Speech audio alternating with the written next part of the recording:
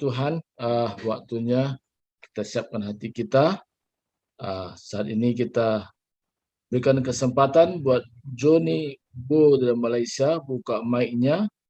Nah, waktu Anda sekarang untuk menyampaikan kebenaran firman Tuhan. Silakan, Johnny Bo. It's your time now. Ya. Puji Tuhan. Pertama kali saya nak berterima kasih atas undangan Kingdom Family untuk sharingkan firman Tuhan. Saya sungguh bergembira bila Ibu Oli tanya, boleh tidak saya buat sharing pada malam ini? Saya kata memang boleh.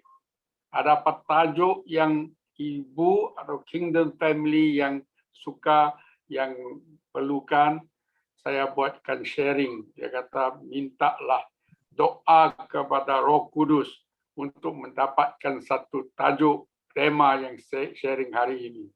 Saya pilihkan tajuk ini, Kaleb dan Tanah Perjanjian. Biar saya sharingkan saya punya slide dulu.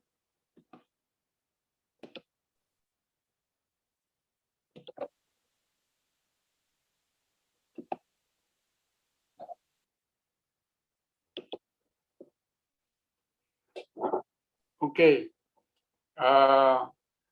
sharing dalam bahasa memang adalah sedikit challenge, sedikit tantangan. Mohon semua yang hadir ini cuba dengarkan bahasa yang simple-simple yang saya boleh sampaikan dengan tajuk ni, Kaleb dan Tanah Perjanjian. Harap tema ini dan sharing ini dapat mendorong semua dalam iman. Yang di sini Kaleb bukan yang biasa. Kaleb ini semua kenal dia. Saya start dengan dalam Perjanjian Lama Old Testament. Yang keempat pertama buku itu, Kejadian itu Tuhan memilih umatnya. Dia pilihlah Abraham. Dia pilihlah Moses. Dalam Keluaran, buku yang kedua, Tuhan menebus umatnya.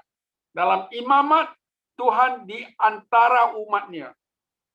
Malam ini kita omong bilangan. Bilangan Tuhan menukaskan umatnya. Setiap umat yang Tuhan memilih, dia tugaskan dia untuk kemuliaan Tuhan. Jadi, siapakah Kaleb? Kaleb dari suku Yahuda. Kaleb bin Yefune. Kaleb adalah nama laki-laki Ibrani. Arti Ibrani yang ditawarkan untuk Kaleb ialah setia. Pengabdian. Sepenuh hati dan berani. Kaleb memang ada semua ciri-ciri ini. Kaleb salah satu mata-mata itu pengintai. Yang dikirim oleh Musa untuk memata-matai tanah Kanan, tanah perjanjian. 12 orang yang dipilih. Kaleb di antaranya. Dan Yosua. Apa yang spesial dari Kaleb? Alkitab berkata bahwa Tuhan memberkati Kaleb karena dia memilih roh yang berbeda. Atau sikap yang berbeda dari orang-orang lain. Yang tercatat dalam bilangan buku 14 ayat 24. Dia tetap setia sepenuh hati kepada Tuhan. Ini yang penting.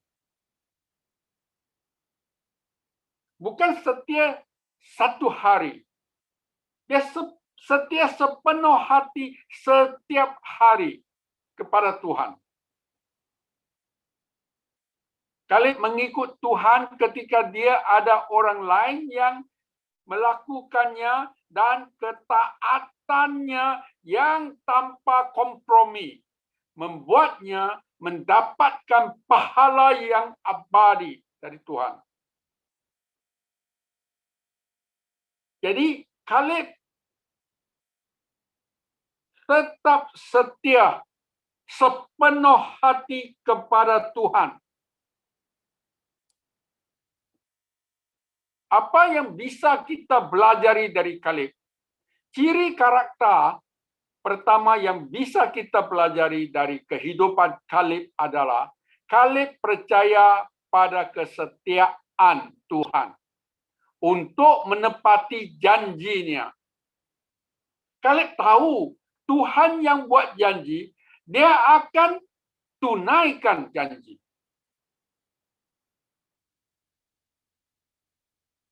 Tuhan tidak mengabaikan janjinya. Kalau dia berikan janji, yang mana kita akan menerangi nanti tanah perjanjian itu, itulah janji Tuhan kepada Abraham.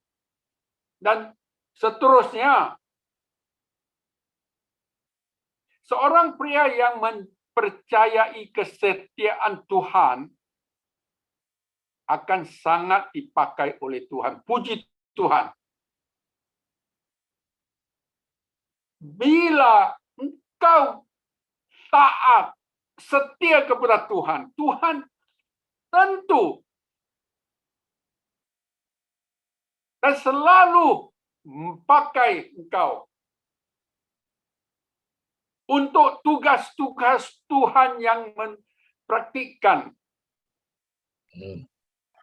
Setelah 45 tahun, dia masih kuat dan ingin mencapai hal-hal besar untuk kemuliaan Tuhan, bukan untuk dia sendiri. Ini yang penting. Dalam pelayanan Tuhan tuh, kita doakan Tuhan, berikan kekuatan, otoritasmu bagi kita supaya sampai kita boleh menunaikan pelayanan kita untuk kemuliaan Tuhan. Jadi dalam bilangan 13, Kaleb adalah salah satu dari 12 pengintai. Itu mata-mata yang dikirim oleh Musa ke tanah Kanan. Itu tanah yang perjanjian. Tugas mereka senang. Selama 40 hari di sana, tugas dia adalah untuk menjelajahi Negev dan daerah sekitarnya. Dan membuat penilaian fitur geografis tanah. Kekuatan dan jumlah penduduk di sana, potensi pertanian dan kinerja aktual dari tanah, pola kemungkinan apakah kota mereka seperti benteng. Dia kena buat research, dapatkan catatan semua yang penting, pulang kepada kawan, pria dia di sebelah negeri Kanan. Ini 12 pengintai tanah perjanjian, termasuk Kaleb dan Yosua. Mereka kembali dari memata-matai. Selepas dia 40 hari, mereka kembali ke negeri itu dan mereka menyampaikan kabar kepada mereka dan kepada semua jemaat. Dan menunjukkan kepada mereka buah anggur dari tanah itu. Buah anggur itu buah besar-besar. Dan mereka mengatakan kepadanya, kami datang ke negeri yang kamu kirimi kami. Mengalir dengan susu dan madu. Memang. Dan inilah buahnya, buah anggur yang besar-besar. Namun, orang-orang yang tinggal di negeri itu kuat. Dan kota-kotanya dibentengi dan sangat besar. Ini laporan daripada 10 orang pengintai itu. Dia nampak memang tanah itu mengalir susu dan madu. Buah-buahan dia besar, sehat. Tapi ada orang-orang yang raksasa, giant. Di negeri itu nampaknya kuat dan kota-kotanya dibentengi. Dibentengi dan sangat besar. Jadi mereka yang 10 orang ini berikan berita. Tetapi Kaleb menenangkan orang-orang dan berkata, mari kita pergi sekarang dan menempatinya karena kita mampu mengatasi dengan baik. Itu Kaleb berbicara itu menginspirasikan Musa. Hal pertama yang terlintas dalam pikiran adalah bahwa Kaleb tidak menyangka apa yang diucapkan 10 mata-mata lainnya. Dia tidak menyangka bahwa ada raksasa di negeri itu. Dia juga tidak menyangka bahwa ada kota berpenteng besar. Tapi dia mengakui betapa besarnya Tuhannya. Dan itu membuat semua perbedaan. Yang 10 mata-mata itu, pengintai itu, nampak dia punya tantangan saja. Dia lupakan kuasa Tuhan yang dia ada yang lebih besar daripada segala yang tantangan yang dia sebutkan. Orangnya raksasa, dia kota dia dibentengi lah. Tapi Kaleb nampak semua itu tidak akan menjadi halangan kepada kita. Sebab kita ada Tuhan yang betapa besarnya. Dan ia membuat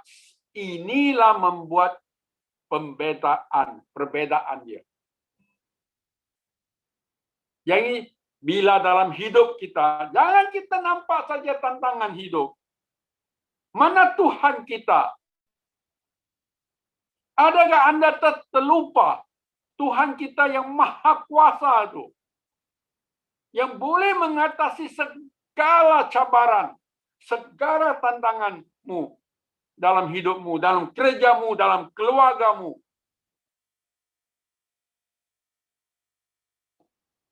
Kaleb berkata, saya menyenangkan semua orang. Mari kita naik sekarang dan menempatinya karena kita mampu mengatasi dengan baik, menunjukkan hati dia. Ajakannya yang penuh semangat kepada orang-orang adalah jangan melihat keadaan di depan Anda. Lihat keajaiban di belakang Anda. Keajaiban Tuhan. Jika Tuhan dapat membawa kita keluar dari Mesir, raksasa dan kota berpenteng itu, ini tidak memiliki kesempatan. Kita memang akan berjaya lawan mereka. Jadi, jangan berbicara kepada Tuhan tentang seberapa besar gunungmu. Berbicaralah dengan gunungmu tentang seberapa besar Tuhanmu. Ini paham? Kita jangan bicara kepada Tuhan seberapa besar masalah, seberapa besar gunungmu yang berhadapan denganmu. Berbicaralah kepada gunung itu tentang seberapa besar kuasanya Tuhanmu. Jadi saya harus bertanya pada diri sendiri. Apa yang membuat Kaleb berbeda? Mengapa dia tidak mengikuti mayoritas? 10 orang itu lebih dari 2. Mengapa dia tidak mengikuti? Mengapa dia melihat situasi yang berbeda dari yang lain? Nah, dari mula-mula Tuhan kata dia ada roh yang berbeda. Kesetiaan dia sepenuhnya kepada Tuhan itu. Terus membayangkan dialah orang yang berbeda. Tuhan mau guna. Jadi dalam hidup ini ada masalah dia, ada kadangkala dia. Kita harus melihat sesuatu dari perspektif yang berbeda. Saya tambah. Kita mau melihat sesuatu cabaran atau tantangan itu dari perspektif bukan saja yang berbeda, tapi dari sudut Tuhan yang memandang. Yang 10 mata-mata dia, nampak saja tandangan dia. Orang raksasa, kota dipentengi. Dia tidak nampak Tuhan di belakang dia. Jadi kita boleh ada lain cara nak melihat sesuatu isu. Saya bagi contoh. Aja di sini. Ada kilang sepatu, kilang kasut. Hantar 2 orang penjual sepatu ke Afrika. Selepas bulan, dua-dua sampaikan report kepada pusat, headquarter. Yang pertama kata, saya akan pulang segera. Dulunya tak ada WhatsApp, dia hantar telegram. Dengan telegram dia cakap dia pendek-pendek. Saya akan pulang segera. Tot, tiada ada prospek di sini. Tot, tidak ada orang yang memakai sepatu. Tapi yang kedua tu sampaikan report dia sama. 3 poin. Silakan kirim sepatu sebanyak mana yang Anda bisa. Oi, ini lain. Prospeknya luar biasa. Semua orang tidak memakai sepatu. Ini pandangan berbeda, langsung berbeda daripada yang pertama.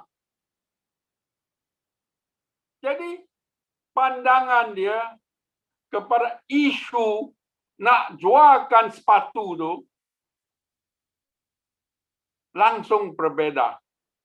Jadi akhir-akhirnya si sales executive number 2 tu akhirnya jadilah CEO kilang sepatu dia selepas 20 tahun.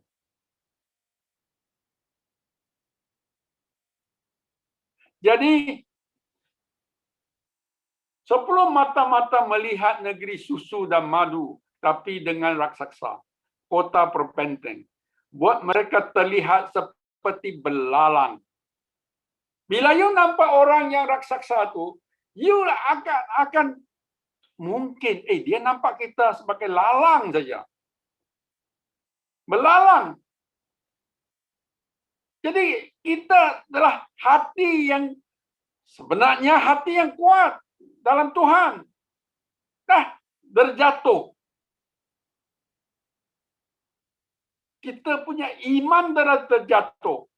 Kita punya kekuatan dalam Tuhan itu langsung hilang. Kaleb dan Yosua melihat kesempatan untuk mengambil tanah itu. Tuhanku lebih besar dari raksasa itu. Puji Tuhan.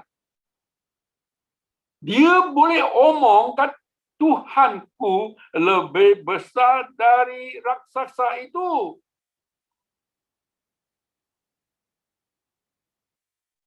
Bila Daud jumpakan giant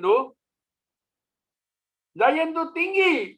Dia kata walaupun tinggi dia bukan miss saya punya batu-batu di tangan aku. Lebih senang saya nak hantarkan batu ni kepada tempat yang benar tu. Di tengah-tengah muka dia. Jadi Kaleb kata Tuhanku lebih besar dari raksasa itu. Puji Tuhan. Bila lain 10 mata-mata tu nampak dia, kita terlihat seperti belalang. Tapi Kaleb dan Yosua nampaknya Tuhanku lebih besar dari raksasa itu. Kan puji Tuhan. Ketika kita mengundang Yesus ke dalam hidup kita dan dia tinggal di dalam kita, kita memiliki kemampuan. Saya sebut sekali lagi, kita memiliki kemampuan untuk melihat sesuatu dari sudut pandangan Tuhan. Bukan pandangan orang. Orang Israel dibawa ke tepi tanah perjanjian sekarang. Dia pilih 12 pengintai itu. Mata-mata itu. Mereka harus membuat keputusan. Apa yang harus kita lakukan? Masuk ke kanan ke? Tak masuk. Berani masuk ke tak masuk? Jadi kehidupan baru yang dihadapi para raksasa menunggu mereka. Memang you masuk, you ada, tahu. Bertemu dengan raksasa, orang yang besar-besar tu. Dia menunggu mereka dengan risiko yang cukup besar. Mereka harus mengambil langkah iman. Your faith must be strong. Take the step of faith. Mengambil langkah iman yang kuat. Setelah 40 hari di dalam memata-matai di tanah perjanjian, mereka harus mengambil langkah iman itu. Hanya 2 orang yang melihat raksasa itu yang sama, dan kota berbenteng mereka juga melihat janji Tuhan. Hanya 2 orang, Kaleb dan Yosua. Semua yang dilihat tu, ke-10 orang tu pun lihat yang sama. Orang yang besar-besar, raksasa.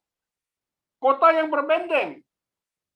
Tapi Kaleb dan Yosua melihat janji Tuhan. Bersama mereka.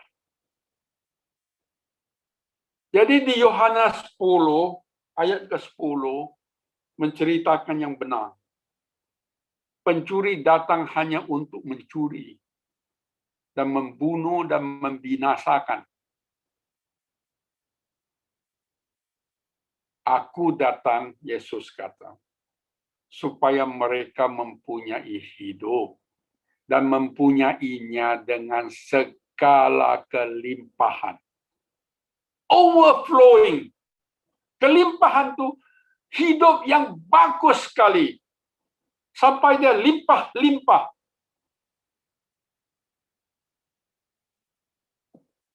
Jadi ketika Musa mengirim 12 mata-mata ke tanah perjanjian, mereka harus mempelajari setiap detail negeri itu. Menyusun rencana terbaik untuk menyerang kemudian dan menaklukkan negeri itu. Itulah tugas dia. Ketika mereka kembali setelah 40 hari, mereka harus menginspirasikan orang-orang mereka dan mempersiapkan mereka untuk menerima tanah perjanjian ini. Dia balik-balik dari 40 hari untuk mengintai itu. Oi, perlulah dan you berikan rangsang menginspirasikan mereka untuk mempersiapkan mereka untuk sama-sama masuk ke tanah perjanjian supaya kita semua menerima tanah perjanjian yang Tuhan telah tetapkan untuk kita.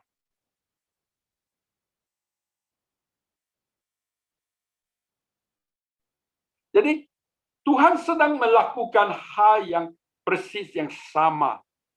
Ini berita bagus yang saya sampaikan. Tuhan, apa yang Tuhan buat di tepi tanah perjanjian itu, nah hantar semua orang masuk untuk menerimakan tanah perjanjian itu, Tuhan yang sama melakukan hal yang persis sama dengan anggota-anggota keluarga Kingdom Family di Jakarta. Di keluarga Kingdom di Jakarta sekarang. Coba ingat, Anda tidak muncul di keluarga kerajaan Kingdom Family secara tak sengaja. Nothing happened by chance. Anda datang ke keluarga kerajaan untuk visi, misi, dan tujuan yang diberikan oleh Tuhan bagi Kingdom Family. Amen? Ini sama akan sedang dilakukan di Kingdom Family. Anda adalah Kaleb dan Yosua dalam keluarga kerajaan Kingdom Family. Pak Iwan yang jadi ketua. Semua rakan-rakan sama-sama. Semuanya akan menjadikan Kaleb dan Yosua dalam keluarga kerajaan Kingdom Family. Amen? Jangan takut kepada tantangan-tantangan yang sedia ada dalam di Kingdom Family. Memang ada. Tantangannya banyak. Memang tahu di Kingdom Family. Terima kasih Tuhan. Dia terap bersamamu. Dia bersamamu sekarang. Dan dia akan bersamamu selama-lamanya. Puji Tuhan.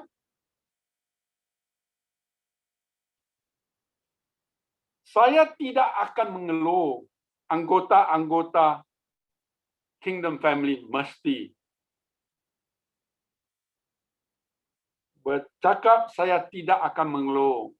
Saya akan patuh dan mematuhi firman Tuhan dalam Kingdom Family. Karena Tuhan memberkati saya, biarlah saya menjadi berkat bagi orang lain. Ini kata ini, karena Tuhan memberkati saya, biarlah saya menjadi berkat kepada orang lain. Tuhan kata yang sama kepada Abraham. Di buku Kejadian 12 ayat kedua. God told Abraham, I will bless you. You will be a blessing to others.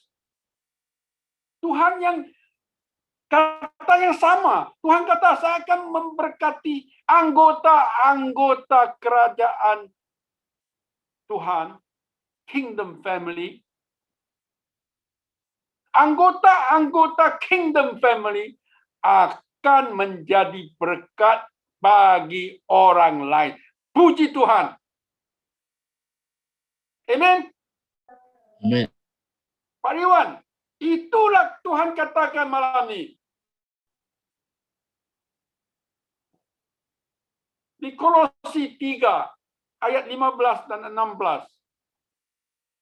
Hendaklah damai sejahtera Kristus memerintah dalam hatimu. Karena untuk itulah kamu telah dipanggil menjadi satu tubuh dalam tubuh Yesus. Dan bersyukurlah. Ayat 16. Hendaklah perkataan Kristus diam dengan segala kekayaannya di antara kamu. Sehingga kamu dengan segala hikmat mengajar dan menegur seorang akan yang lain dan sambil menyanyikan mazmur. You went into singing, praises, dan puji-pujian dan menyanyi rohani. Kamu mengucap syukur kepada Allah di dalam hatimu. Dengan itu kamu akan dan seterusnya menjadi khalid dalam Kingdom Family, kerajaan Tuhan. Amin. Nah, dengan itu saya akan berakhir dengan klip ini. Khalid yang bersetia, yang bersemangat, yang berani tetap wujud di Kingdom Family Jakarta. Amin. Amin, amin. Boleh kita berdoa sekarang? Silakan, silakan. Boleh, boleh. Bapa kami yang di surga. Bapa, You Tuhan yang bagus.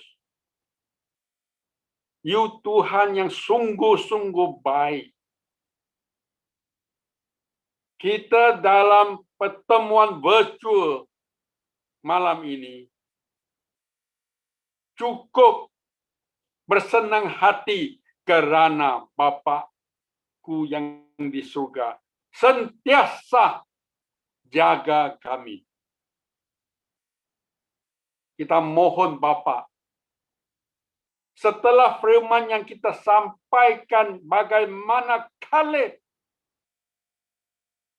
yang berbeda itu dapat mengambil semua orang masuk ke tanah perjanjian yang diberikan oleh-Mu.